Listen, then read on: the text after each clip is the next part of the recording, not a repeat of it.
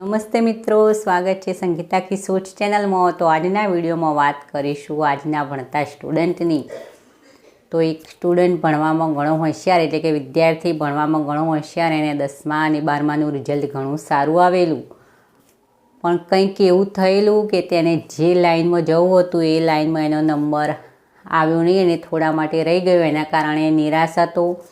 પછી ધીરે ધીરે જેમાં એનો નંબર લાગ્યો એમાં પણ એનું રિઝલ્ટ ઓછું આવવા લાગ્યું, કારણ કે આગળના વિશે વિચાર જ કર્યા કરતો કે કારણ કે થોડા માટે રહી ગયેલો તો એના કારણે એને ઘણો અફસોસ થતો અને એ વિચારમાં જે રહ્યા કરતો તો એનું આગળનું જે હતું ભણતર એમાં પણ એ સારી રીતે કરી શકતો નહીં। તો આ જોઈ અને તેના માતા પિતા પણ ચિંતામાં રહેતા કે આપણો દીકરો કંઈક વિચારતો લાગે છે અને એના કારણે એનું આગળનું રિઝલ્ટ પણ ઓછું આવે છે, તો હવે એનું કરવું શું, એનું આગળનું ભવિષ્ય શું, તેના વિશે વિચારતા તો કોઈએ કહ્યું કે બાજુના ગામમાં એક સંત મહાત્મા આવ્યા છે, તે ઘણું સારું પ્રવચન કરે છે અને સાથે સાથે કોઈની કોઈ સમસ્યા હોય તો સારો એવો સુઝાવ એટલે કે સારા એવા મહત્ત્વના નિર્ણયો પણ તેઓ આગળ આપણે કઈ રીતે લેવા તેના વિશે પણ વાત કરતા હોય છે। તો આ છોકરાના માતા પિતા આ મહાત્મા પાસે લઈ અને ગયા છોકરાને।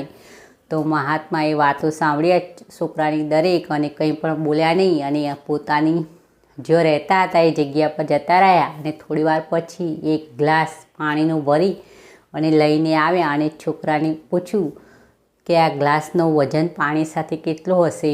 તો પેલા છોકરાએ જે ભણતો સ્ટુડન્ટ હતો એને કહ્યું કે હું ચોક્કસ તો કહી ન શકું, પણ કંઈ વધારે વજન હશે નહીં। તો પેલા જે મહાત્મા હતા એમને ફરીથી સવાલ પૂછ્યો કે થોડીવાર હું આ ગ્લાસને પકડી અને ઊભો રહું તો મારા હાથને કંઈ થઈ શકે? તો પેલા છોકરાએ કહ્યું ના, થોડીવાર લઈને ઊભા રહો તો કંઈ થશે નહીં।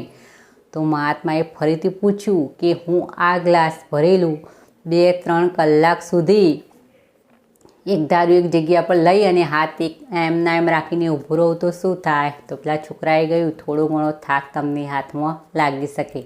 મહાત્માએ કહ્યું આખો દિવસ હું ગ્લાસ પકડી અને એમના એમ ઊભો રહું તો શું થાય? તો પેલા છોકરાએ કહ્યું કે તમારા હાથમાં દુખાવો થઈ શકે। મહાત્માએ ફરીથી સવાલ પૂછ્યું કે હું 2-3 દિવસ સુધી એકના એક જગ્યાએ આ ગ્લાસ એક જ સ્થિતિમાં લઈ અને ઊભો રહું તો શું થાય?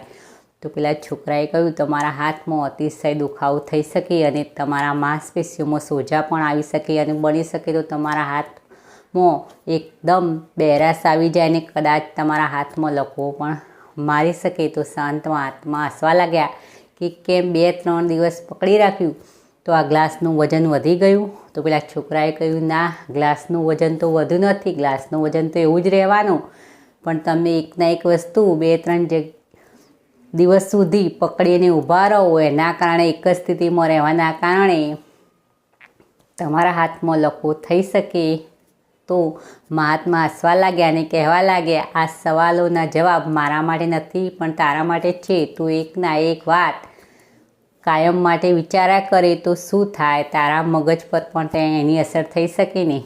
કંઈ પણ થયું હોય તો આપણે 1-2 દિવસ વિચારીએ તો ચાલે, પણ વધુ પડતું એના વિશે વિચારવાથી કંઈ ફાયદો થતો નથી, એમાંથી કંઈ બદલાતું નથી। જે જતું રહ્યું એ જતું રહ્યું, એના વિશે વિચારવાથી કંઈ પણ ફાયદો થવાનો નહીં। ભૂતકાળમાં જે થયું એના વિશે વિચારીએ એના કરતાં હાલ વર્તમાનમાં જે ચાલી રહ્યું છે એના વિશે વિચારીએ તો કદાચ આપણું ભવિષ્ય સારું રહેવાનું, એવું આ મહાત્માએ આ છોકરાને સમજાવ્યું અને છોકરો સારી રીતે સમજી પણ ગયો અને એના માતા પિતા પણ એના એ વાતથી આનંદિત થયા। તો મિત્રો આપણા માટે પણ આવું જ હોય છે। જો ભૂતકાળમાં કંઈ આપણા સાથે થયું તો આપણે બસ વિચાર્યા જ કરીએ છીએ અને હાલનું જે ચાલતું હોય એ વર્તમાન વિશે વિચારતા નથી, કારણ કે વિચારોને કારણે જે ચાલી રહ્યું છે એના પર ખરાબ અસર પડતી હોય અને વર્તમાનમાં જે ચાલતું હોય એના વિશે તો આપણે વિચારવાનું જ ભૂલી જઈએ છીએ।